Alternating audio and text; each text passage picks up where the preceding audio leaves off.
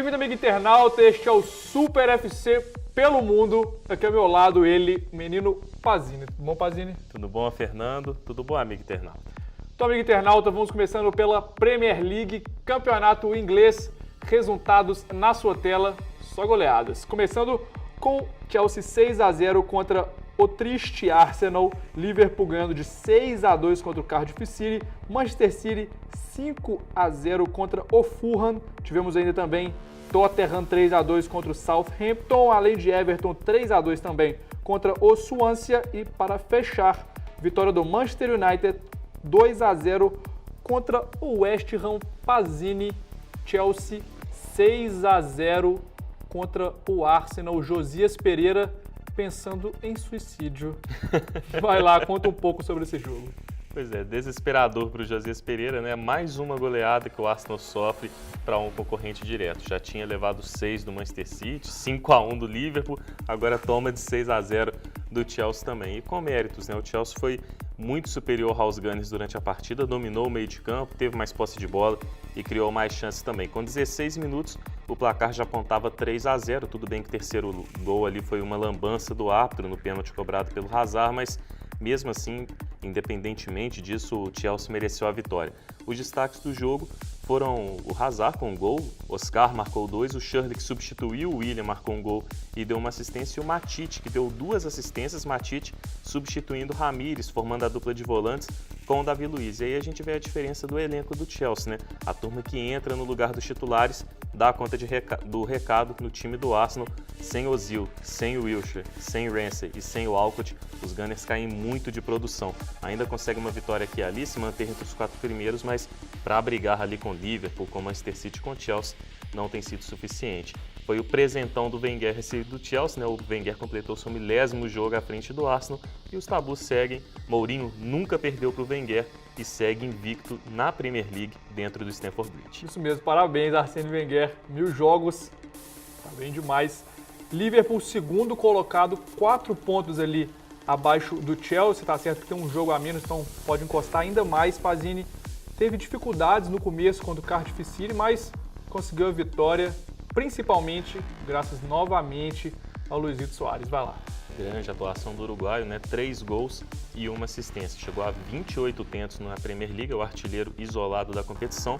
E com a assistência dele, ele é também o líder isolado de passes para gol no campeonato inglês, tem 11 no total. É uma temporada espetacular que vive o atacante uruguaio. A assistência dele foi para o Sturridge, que chegou a 19 gols na Premier League, é o vice-artilheiro da competição, a dupla de ataque fenomenal dos Reds. O Felipe Coutinho também teve uma atuação de destaque, deu 2 assistências, ambas para o Skrtel, que o zagueirão que foi importante porque no momento em que ele marcou os 2 gols, o jogo ainda estava um pouquinho complicado para o Liverpool, apesar da vitória merecida, o Liverpool foi superior ao Cardiff durante todo o confronto.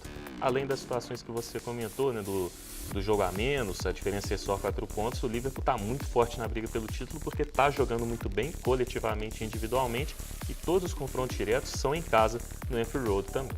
É isso mesmo, o Liverpool pode voltar a ganhar uma taça depois de um bom tempo, né, Pazini? Não ganha o inglês desde 90.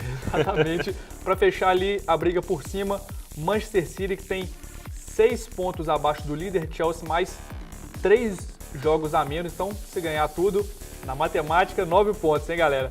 Passa o Chelsea e a Yaya Touré, o grande nome, conta um pouco mais. A Touré marcou 3 gols, o primeiro hat-trick dele na carreira, 2 gols de pênalti, uma belíssima finalização de fora da área. Destaque para a dupla dele como volante, o Fernandinho, marcou um bonito gol também, invadindo a área e chutando sem chances de defesa para o goleiro adversário. O placar foi completado pelo Demichelis, meio sem querer ali no finalzinho da partida. Uma vitória tranquila, merecida do Manchester City, que também está muito forte na briga. Destaque para o Yaya Touré, 16 gols no campeonato inglês. É um meio-campista, né? Que volante. E Pazini, para fechar, o inglês embola as outras 3 partidas, vitória de Tottenham, Everton e do United. Vai lá. Pois é, o Everton teve uma vitória até um pouquinho complicada ali para cima do Swansea, apesar do domínio do jogo, mas mereceu a vitória. Destaque para a geração belga em alta, né? O Miralos dando 2 assistências, o Lukaku marcando gol, os 2 são dos principais jogadores dos Blues de Liverpool, ao lado do Deulofeu, também do Barkley, que também marcou gol nessa partida. O Everton que está 2 pontos atrás do Tottenham, que é o 5º colocado na zona da Liga Europa, mas tem 2 jogos a menos. e vem jogando melhor, é um time mais estável do que o Tottenham e o Manchester United, é o meu favorito para pegar essa vaga na Liga Europa. Sobre o Tottenham, né, uma boa vitória no time com o Tim Sherwood armando a equipe um pouquinho melhor. Manteve o 4-2-3-1, Christian Eriksen como armador, o Dembélé voltou como volante. Agora tem ali algumas situações erradas, né? O Paulinho ficou no banco para o Bentaleb. O Bentaleb é um bom jogador, volante argelino de 19 anos, tem muito potencial, mas tem sido um tanto pragmático. O Paulinho é um jogador mais decisivo, seria a melhor opção, e também o Sigurdsson, né? O Sigurdsson entrou no finalzinho do jogo, marcou o gol da vitória do Tottenham, é jogador para atuar como titular ali pelo lado esquerdo do meio de campo. O destaque da partida foi o Christian Eriksen, que marcou 2 gols e deu assistência para o tento do Sigurdsson. Por fim, o Manchester United teve show do Wayne Rooney. Rooney marcou 2 gols, um deles do meio de campo e um golaço, né? E o interessante desse gol dele, né, foi muito parecido com aquele do Beckham em 96, no começo da carreira dele ainda, contra o Wimbledon. E o Beckham estava no estádio, viu o gol do Rooney, muito parecido com o dele. Bem bacana. Fim, então, no inglês, vamos para a Alemanha, quase título lá na sua tela. Bayern de Munique, 2-0 contra o Mainz. Hannover perdeu de 3-0 para o Borussia Dortmund. O Bayern tem 23 pontos de vantagem. Schalke 3-1 contra Eintracht Braunschweig. Bayer Leverkusen perdeu, olha que beleza, de 3-2 para o Hannover. O Bayern que está em completa decadência, caindo aí no campeonato alemão. Borussia Mönchengladbach 3-0 contra o Hertha Berlim. E finalmente Wolfsburg e Augsburg empataram em 1-1. Pazini, Bayern de Munique 2-0, todo seu. Pois é, e foi um jogo um pouquinho mais complicado para o Bayern de Munique do que os últimos, né? O Bayern começou tendo muita dificuldade para marcar o mais 0,5, mais 0,5 criou chance, o Choupo-Moting acertou um balaço na trave do Neuer, só que depois a equipe bávara conseguiu controlar o jogo.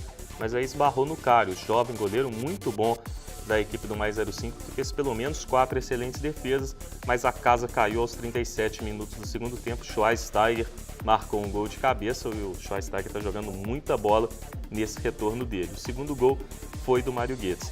Schweinsteiger, que eu vinha falando, que desde o seu retorno ali em 5 partidas tem 3 gols, 2 assistências, está jogando muita bola e prova aí que é vital no meio de campo do Bayern de Munique. Aí aquela situação que a gente esperava do Bayern já deve acontecer, né? O Lan deve ir para a lateral direita, o Schweinsteiger deve jogar no meio de campo ali com o Thiago Alcântara. Os dois são indispensáveis no meio campo titular do Bayern de Munique atualmente. Mas claro que o Guardiola roda bastante o elenco, então podemos ter algumas modificações aí de uma partida para outra. Por fim, o Bayern segue com recordes, né? 18 vitórias seguidas, 51 jogos de vencibilidade no campeonato alemão. São recordes aí da Bundesliga, e o Bayern que pode ser campeão na próxima rodada também. Incrível mesmo. Já emenda a vitória do Borussia, mesmo todo esfacelado, 3-0, o Pazini vai lá. Mesmo com vários desfalques, né, do meio campo titular, só Mkhitaryan e Nuri Sahin jogaram. Ainda assim, apesar da dificuldade ali no primeiro tempo, o time ganhou gols do Hummels, do Lewandowski e do Marco Reus, que entrou bem ali no segundo tempo, se recuperando de mais uma lesão. Destaque para o Lewandowski, 16 gols, é o vice-artilheiro da Bundesliga, está atrás só do Mandzukic do Bayern de Munique, que tem 17.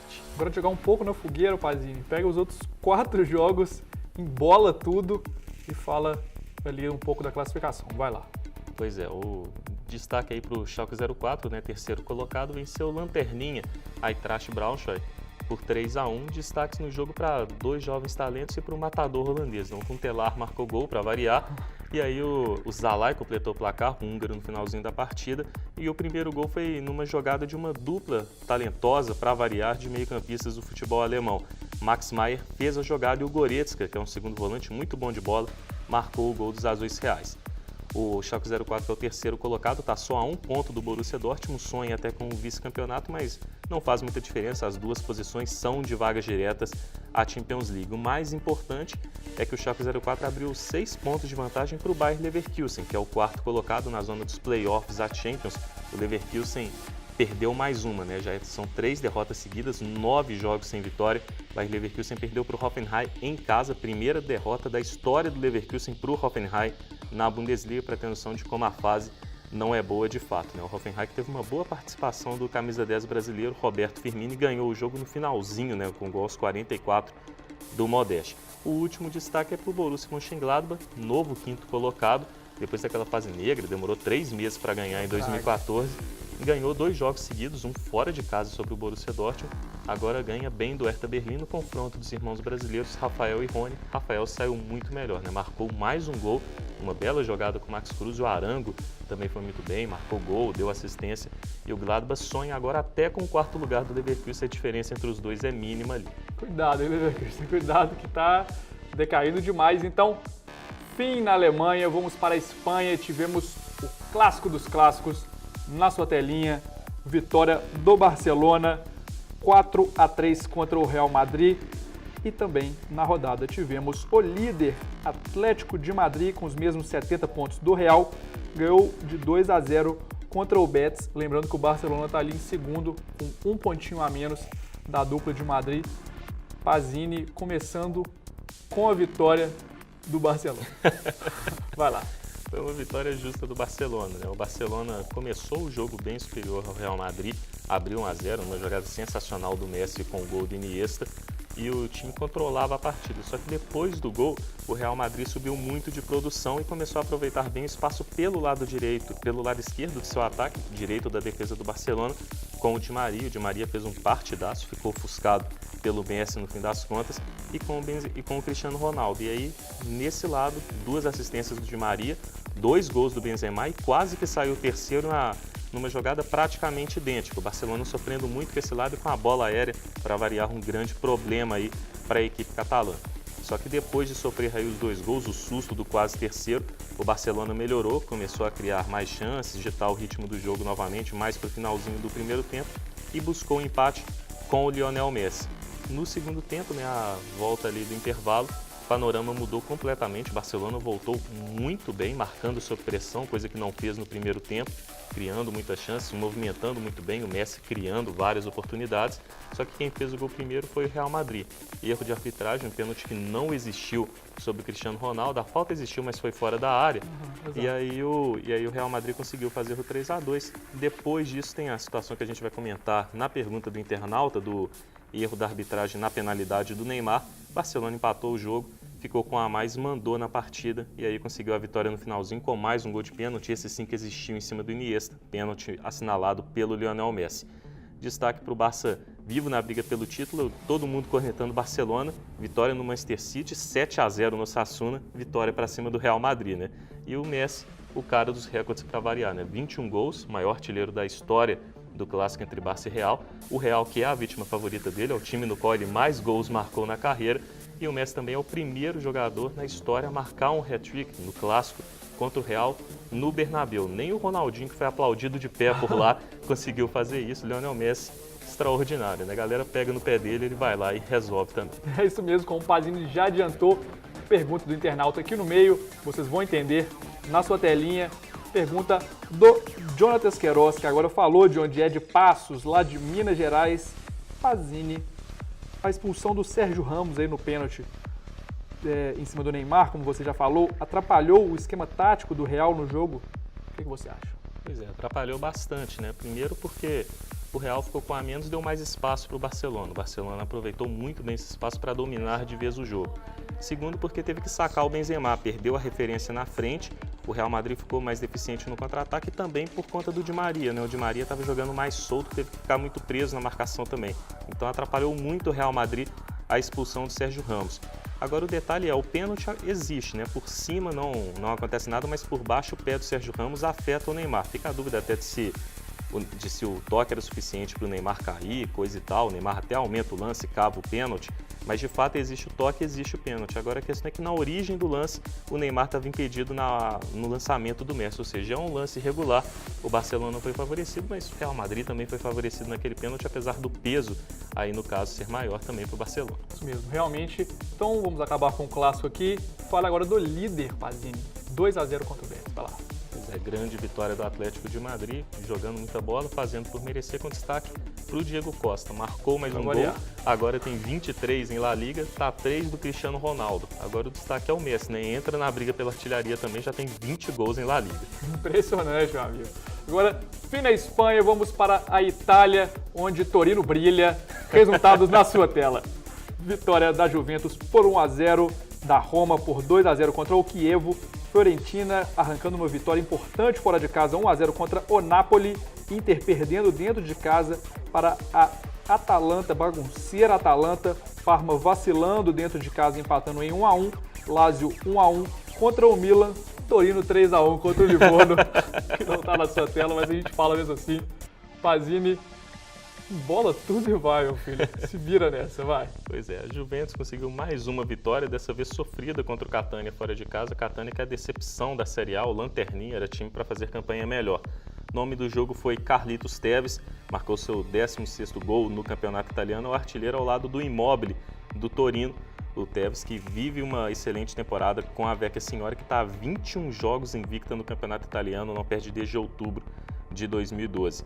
A Juventus lidera, no segundo lugar está a Roma que vai garantindo a vaga na Champions League tranquilamente de forma direta. Boa vitória, 2-0, gols de Destro e Gervinho. Terceiro lugar para o Napoli, que perde o contato com a Roma, né? Tem 6 pontos a menos, um jogo a mais, então vai ser complicado, mas pelo menos vai garantindo aí a vaga na pré-Champions League. O Napoli que dominou o jogo, mas não conseguiu vencer a Fiorentina, que não fez uma boa partida, mas teve o Neto numa tarde inspiradíssima, 7 grandes defesas do goleiro brasileiro, que faz uma excelente temporada. Fiorentina que está no 4º lugar, tranquila para a Liga Europa. O 5º lugar é do Parma, empatou na rodada, mas faz uma belíssima campanha, tem 17 jogos de invencibilidade na Série A. Com a mesma pontuação no 6º lugar, mas fora da zona Liga Europa, está a Inter de Milão. A Inter vacilou, perdeu para a Atalanta em casa 2-1, 2 gols do Bonaventura. E a Inter perdeu porque vacilou tanto no ataque quanto na defesa. Mandou 4 bolas na trave e os 2 gols foram em vacilos defensivos. A Inter fez por merecer. Por fim, o clássico das equipes que estão uma várzea na temporada, né? A Lazio e o Milan ficaram no 1-1. São duas equipes que fazem uma temporada muito decepcionante. A Lazio precisa de uma reestruturação completa, o Milan precisa de reforços na defesa e o Seedorf precisa de ter um pouco mais de tranquilidade para trabalhar, né? O menos culpado da várzea que está o Milan, o pessoal está pegando no pé dele desnecessariamente. Chegou na bagunça, não é ele que ia resolver de uma hora para outra, né, rapaziada? Isso aí. Fim na Itália, vamos para o campeonato mais deprimente do dia, francês na sua tela. Vamos lá, PSG 1-0 contra o Lorient e Mônaco empatou contra o Lille 1-1. Pazzini, o Mônaco e o Lille que brigam ali embaixo, PSG praticamente com o título vai lá. Pois é, o PSG abriu 10 pontos de vantagem agora para o Mônaco, venceu uma partida tranquila, 1-0. Resultado mentiroso, era para ter sido um placar mais elástico. No jogo entre segundo e terceiro colocado, a partida se esperava muito, foi bem abaixo das expectativas, o empate ali justo também no final das contas. O Mônaco mantém o segundo lugar, Lille mantém terceiro, todo mundo indo para a Champions League, o Mônaco de forma direta, o Lille na fase dos playoffs. Isso mesmo, acabou rapidinho. Já agradeço aqui, Gabriel Pazzini. Muito obrigado, Pazzini. Obrigado você, Fernando. Obrigado, amigo internauta. Amigo internauta, como sempre, acesse facebook.com/SuperFC pelo mundo. Mande perguntas, compartilhe com os amigos, por que não? E, claro, mande mais perguntas. Mande mais perguntas, com certeza. Acesse também o superfc.com.br. Eu e Pazzini vamos aqui nos despedindo. Até a próxima. Tchau, tchau.